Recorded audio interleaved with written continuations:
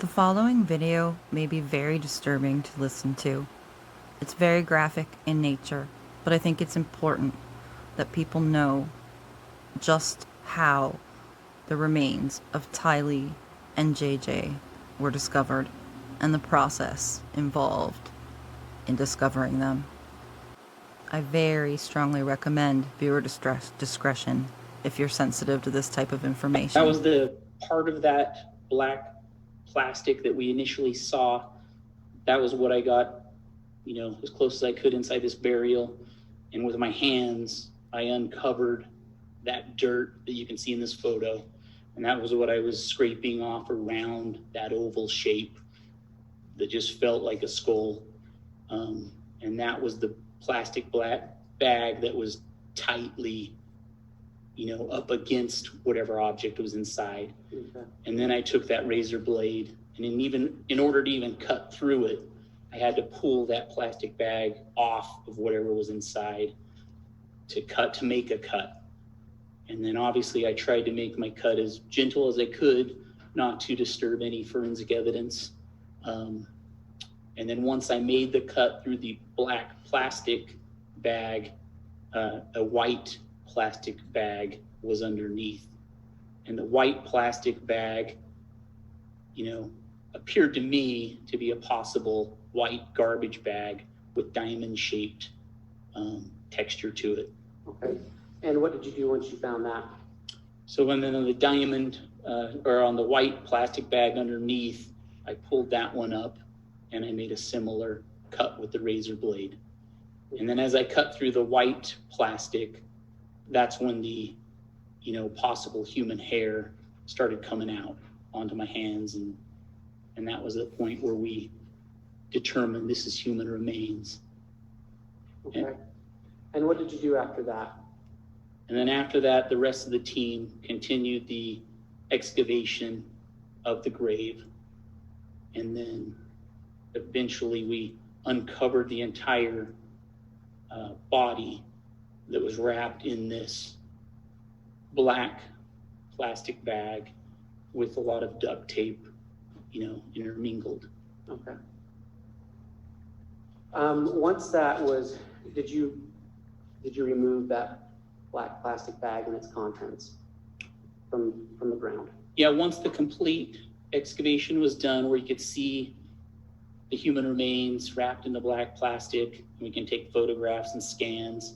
The coroner was called in, and a body bag was placed, and then the team removed the body.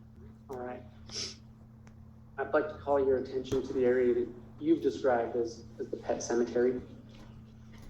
Your Honor, I'd ask that State's Exhibit 25 be shown to the defense. My heart breaks for the Woodcocks. Just breaks for them.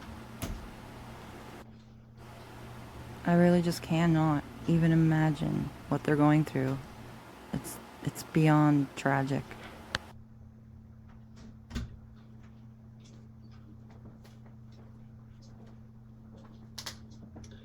Exhibit 25 is being shown to the witness.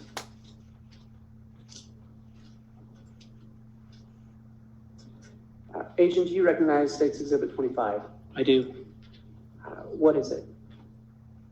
It's a photograph that our photographer took. Okay, and that was, is that incorporated in your report? It is. And is that a true and accurate representation of what you observed in the area you called the pet cemetery? It is. Your Honor, the state would ask that or move for Exhibit 25 to be entered into evidence. No objection, Judge. Exhibit 25 will be admitted. This is kind of the overall photo of what came to be known for us as the pet cemetery. And in this photo, you can see that statue of the dog. And then right in front of that statue, there was what I would call an area that looked like it was a grave. And then near that grave, there was what I would say were maybe two or three, maybe besides that one, maybe two other areas that looked like they could have been graves to me. Look at him, emotionless, cocky. He does not care one bit. Imagined these graves since it was a pet cemetery, or we thought pets were buried here based off a text message, we, logically figured there could be animals here. We did have an anthropologist with us. And when we started our processing of this scene, I had a team start processing this scene, and we put the anthropologist with that team so that the anthropologist could help them determine the difference between animal or human bones if they found any. Okay. And how did you then begin processing that site? So we started with just kind of our assessment of possible graves that we could see there. And then based off that, I created, an area, kind of a square area, 10 foot by 10 foot around those potential grave sites. And that was what we called our pet cemetery area. And then that was the area we initially started excavating. The team that started processing that, kind of similar to burial site number 1, we removed the vegetation, that first layer, to see what we were dealing with. Can we see any, these graves? Can we see, get a better picture of them once that vegetation's moved? And then we started having them using hand tools, try to figure out if they could find animal remains, is what we thought we would find. And the backhoe then excavated that initial, what I'm estimating to be 10 foot by 10 foot area. And the backhoe went approximately 2 feet down after that in that approximately 10 foot by 10 foot area. And we also took for this area and all areas, we have measurements, that we shot in. So we know exactly on this property where that area was. So we know this approximately 10 foot by 10 foot area. We know where that is on the property. We know where burial site 1 was on the property.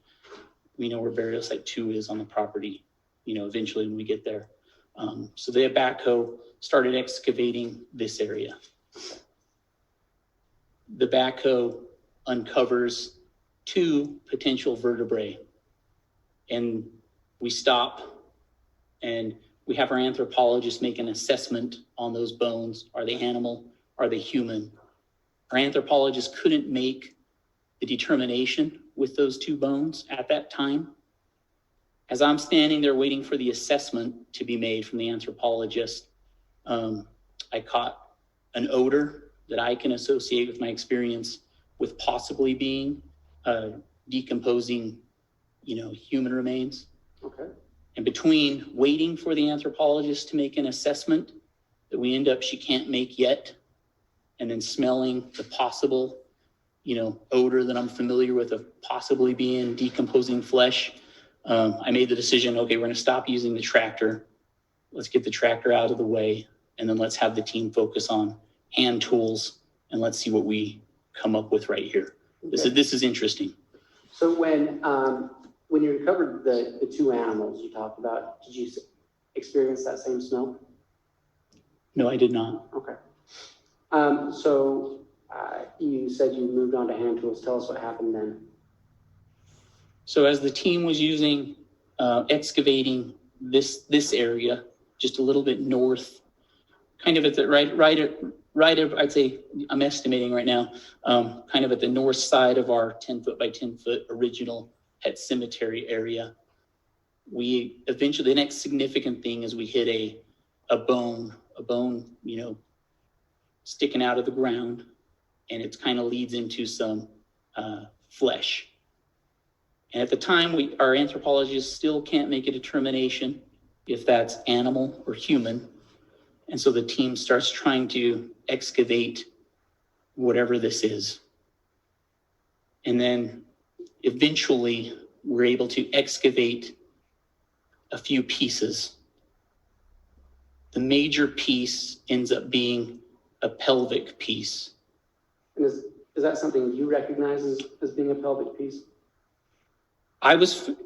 I'll say possible pelvic piece, but I mean, a pelvic piece is pretty familiar to me. So I would say I could recognize it, but I'll say possible pelvic piece. And what else did you find that day?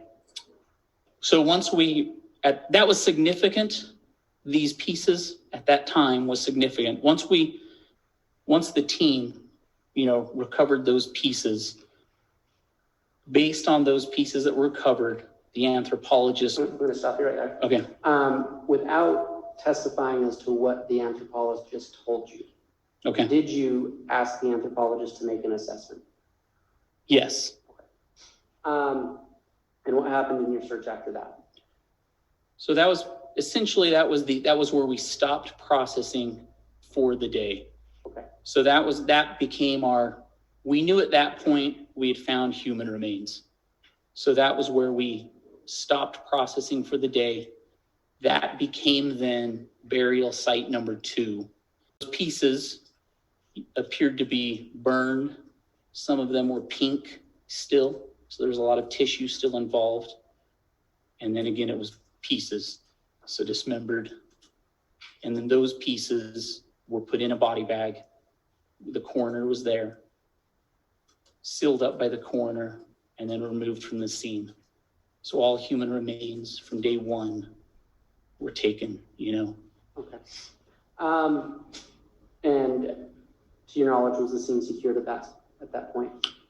Yeah, and then so all general evidence, so besides the human remains, which is what we've been focused on, there was a lot of other searching going on, taking place. All general evidence from the day was sealed up, documented, through our paperwork. And then that was all provided to the Rexburg Police Department. And that was handed off to them at the end of day 1. And then the scene was secured, and ERT departed late in the afternoon on day 1. Okay. Your Honor, I'd ask that this exhibit marked as State's Exhibit 26 be shown to the defense and handed to the witness.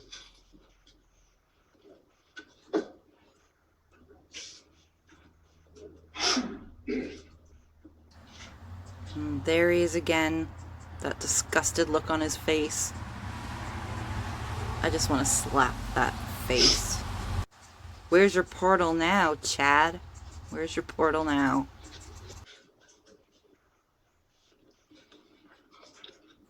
Looks like he needs a nap. A really, really long nap. Exhibit 26 will be shown to the witness. Agent, do you recognize Exhibit 26? I do. What is it? It's another photograph that our photographer would have taken.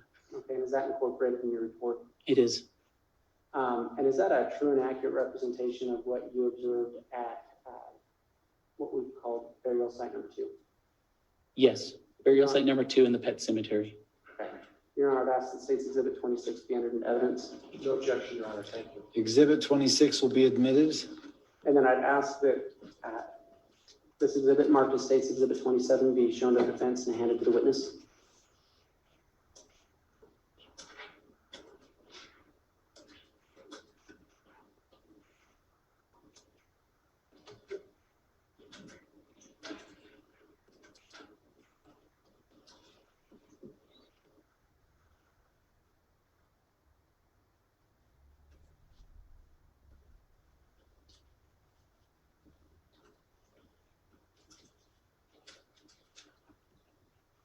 Exhibit 27 is being shown to the witness. Agent, do you recognize Exhibit 27? I do. What is it? That shows burial site number 2. And those are the stakes that I put up to mark the perimeter of burial site number 2 once we had identified the human remains. Okay. And is that a true and accurate representation of what you observed at burial site number 2? Yes. Your Honor, I'd move for State's Exhibit 27 to be entered into evidence. No objection, Judge. Exhibit 27 will be admitted. Exhibit 27 will be admitted. Agent, you talked about, and correct me if I'm wrong, please, how you started excavating, or at some point you were excavating burial site number 2 with the backhoe, correct? Correct. And then you expanded your search northward. Correct. Is State's Exhibit 27, did you compare that with State's Exhibit 26?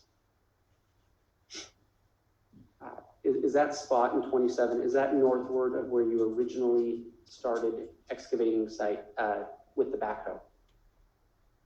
It's kind of right on that border. Okay, And so it's kind of hard to tell without looking at the final data from our Faro scanner and our total station, it's kind of hard for me from these photos to say if they overlap Okay. or not. That's So we kind of need to wait till we see that final data. okay. Exhibit 27, is that the area where you discovered the bones that you talked about on day one? Yes, the bones that were eventually for burial site number 2. Okay. Now, yes, thank you for burial site number 2. Thank you. And did you resume your search or your excavation on June 10th? Yes, so June 10th, in the morning, we arrived back on scene, and we would have started a similar process, crime scene sign-in log, entry photos again to show how that scene is at that time. I would have started another, for the team leader, I would have started another admin log that I would have filled out, and then another preliminary survey. And then our primary, we had a lot of objectives, but the primary objectives were obviously to finish the excavation of burial site number 2. And I think we were still finishing the processing of the fire pit area. And we haven't really talked about that, but finishing the fire pit area. Okay. Can you tell the court what you found on day 2 at burial site number 2? So burial site number 2, it was a little bit more complex for us, I think, but it was the same process. There's a story to be told here at this grave. So we want to do the same thing, layer by layer, noting any significance. The difficulty, I think, for us for this one was the way these human remains were found. So it was kind of this, for lack of a better term, it was kind of a mass of dismembered human remains. Burnt, partially burnt. And so we did the best we could. It was kind of hard to recognize, like, what are we looking at here initially? You know, what is this? Mm-hmm. We know there's tissue here, there's organic matter here, and we just couldn't recognize what we were dealing with. But layer by layer, we ended up just excavating all around this mass of human remains. And we ended up excavating all the way around it. And at the very bottom of this mass, we find, this melted green bucket. And then to the bottom, the side of that green bucket, we eventually find a skull. And then to the side of that skull, we find a mandible with some teeth. Those are the significant things that you could finally see and recognize out of this mass. And so we did the team did the best they could to kind of excavate around this and kind of tell that story. And again, we'd stop every so often, take photos, take scans, and document that excavation process, just like we did at the burial site 1, layer by layer.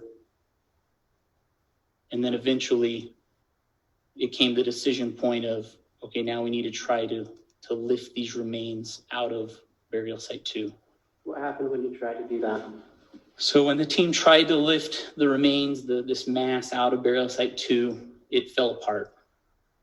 So what ends up happening is just a removal of pieces into the coroner's body bag. And then once we get the pieces into the body bag, our anthropologist and the coroner essentially do, as best they can, an inventory of what pieces we have, so that I know, as the team leader, how much more do we need to look for in this grave? Because I don't want to leave at the end of the day with only partial remains and there's something else in there. And so even after the bigger parts of the mass and pieces are removed, the team, we still need to continue, digging out this grave going further than what the pieces we saw were, sifting, and the sifting operation, we didn't talk about that. The sifting operation happened in burial 1 also. A sifting operation continues in burial site number 2, and we're looking for any other pieces of evidence. We're looking for small pieces of bone, small teeth. So we continue those operations until we think we've got all the human remains, so we can give get everything out of there. And then one thing that we also did was, even once we finished that process, we used the backhoe to go even deeper and wider at each of these burial locations, just to ensure, we got everything. Mhm. And did you find anything else at either site 1 or 2 when you did that expansion search? We did not. Okay.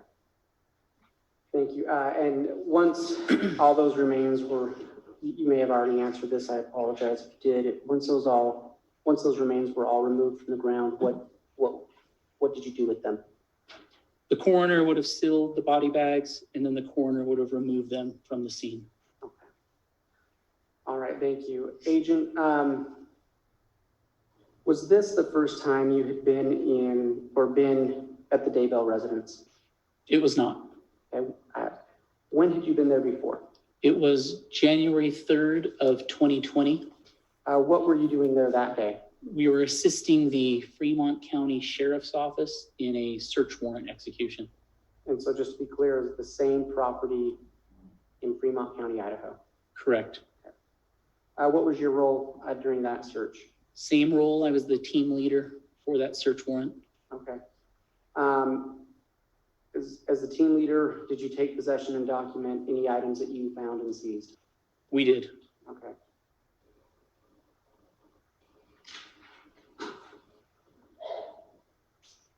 Your Honor, the state would ask that State's Exhibit 28 be shown to the defense and the witness, along with State's Exhibit 29.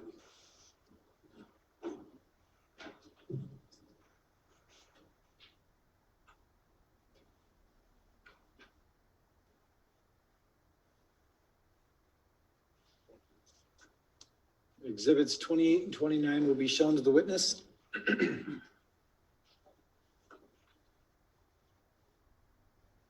I'm going to call your attention to State's Exhibit 28. Do you recognize State's Exhibit 28? I do. What is it?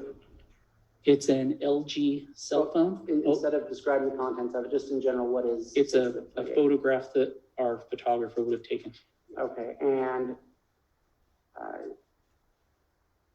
have you had a chance to review that photograph before? I have. And is it a part of a report that you prepared in your role as a team leader in a search? It is. Okay. And is that a true and accurate representation of what you saw on January 3rd, 2020? It is. Okay. Your Honor, the state moves for Exhibit 28 to be entered into evidence. No objection, Judge. Thank you. Exhibit 28 will be admitted. Call your attention to State's Exhibit 29. Do you recognize State's Exhibit 29? I do. What is it? It's another photograph that our ERT photographer would have taken. Okay, and is that photograph a part of your report as the team leader? It is.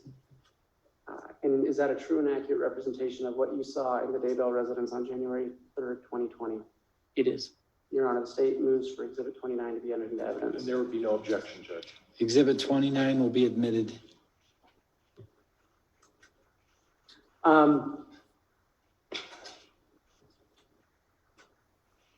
So State's Exhibit 28, can you describe what you see in that picture? It's an LG cell phone.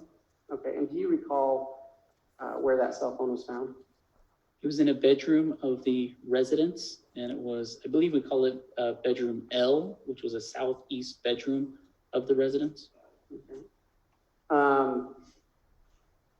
Is there anything distinct about that photograph? Of 28, Exhibit 28 specifically? Not really. Okay. Can you describe what you see in State's Exhibit 29? It's the backside of the LG cell phone. Okay. And is it the same cell phone? Yes. Okay.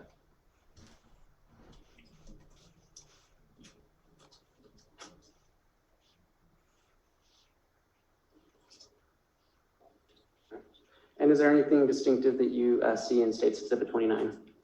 Yeah, at the residence, this one was distinctive just because this picture shows the clear bubble case that it had with the heart shapes that were inside of it. And then the cell phone on the back, this one was blue in color. Okay. And what did you do with the evidence found in State's Exhibits 28 and 29? This evidence item for us was item 21. So it was packaged by the ERT team. And at the end of the day, I seized the evidence. And then I gave all of the evidence to Lieutenant Joe Powell with the Fremont County Sheriff's Office. And then he took the evidence. And that was at the Daybell residence. Okay. Your Honor, the state has no further questions at this time. Court notes that it is 12 o'clock straight up. Mr. Pryor, would you like to proceed with cross-examination after lunch? Judge, that's acceptable to court. That would be my preference, Your Honor. We'll do that. We'll take a recess for lunch. We'll reconvene at 20 after 1, and we'll proceed with cross-examination of this witness. I'm going to be doing a series and sharing some more of the preliminary hearing, just so that people who aren't able to watch the entire thing can see some of the more poignant parts.